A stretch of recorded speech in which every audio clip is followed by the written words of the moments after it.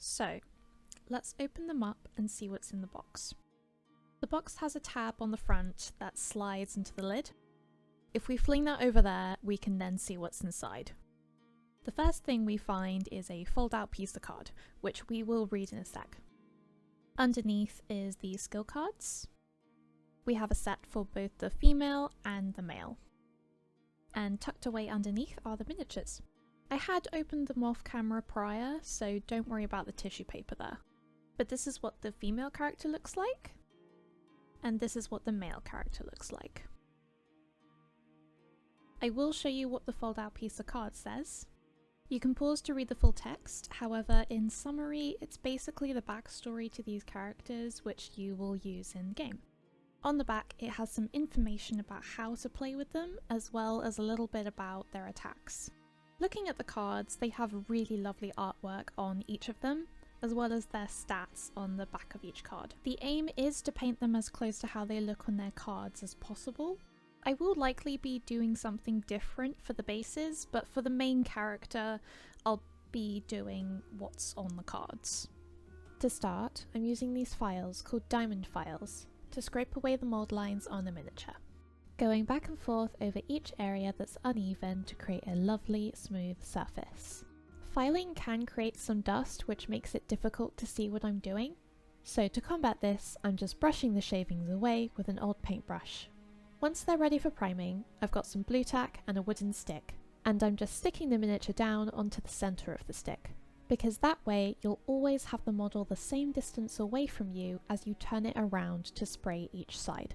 Grab your primer of choice, and make sure you have a glove to protect your skin. As you spray, you want to be doing it at an arm's length away from you, in short sweeping motions to make sure you don't overdo it. Next, I'm going to do a slight zenithal highlight. You can do this very easily with dry brushing, however, I'm using my airbrush as I have it on hand. I'm using Darla Rowney's FW white ink with Vallejo airbrush thinner and a few drops of flow improver. For the inside of the trousers, I'm starting off with some Castellan green. You may be able to see some prior experimentation, but try to ignore this. This was just so I could see what worked best. To darken it down and add some definition, I went over it with some Dark Angel's green contrast. Moving on to the outside of the trousers, I used some Deathworld Forest. I thinned this down with water. Using some chocolate brown from Vallejo, I'm using a very thinned down layer over the entire robe. Some of the zenithal highlight will show underneath, allowing me to keep an eye on shadows and highlights.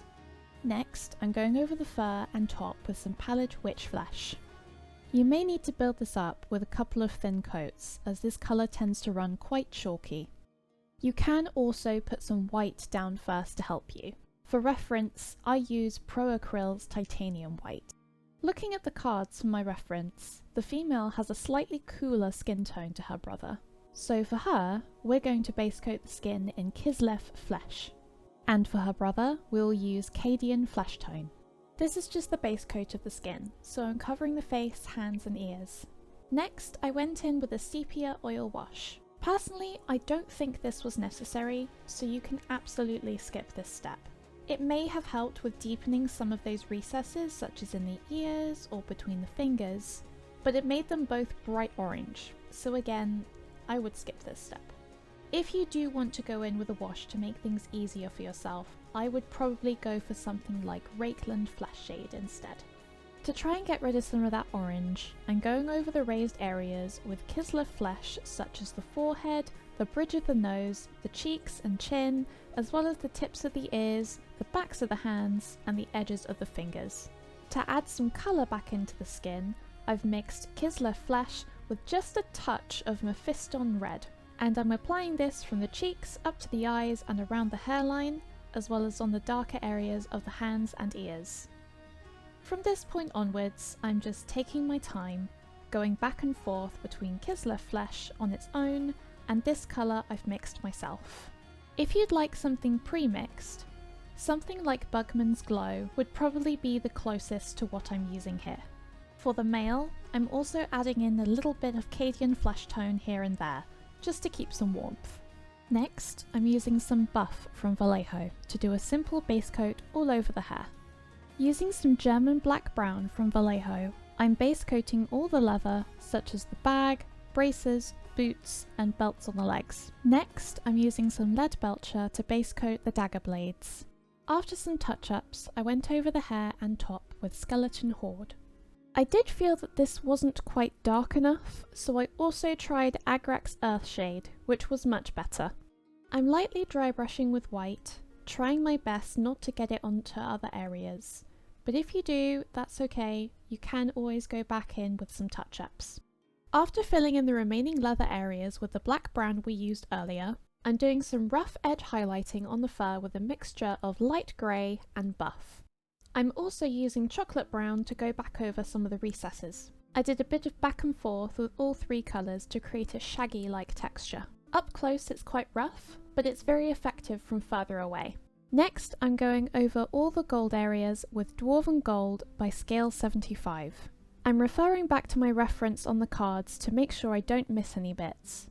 I'm doing a quick wash all over the robe with Agrax Earthshade, and then filling in the rest of the silver areas with lead belcher.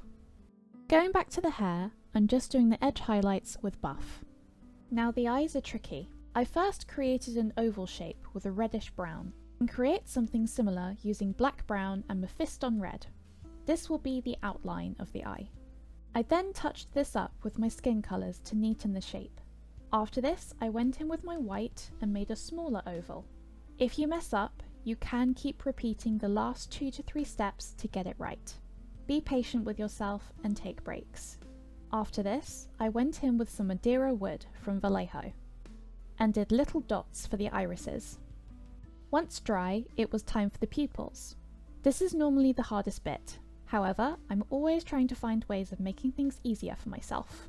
So, instead of using paint for the pupils of the eye, I used a 0.03 point micron pen, and I just put one tiny dot on each eye.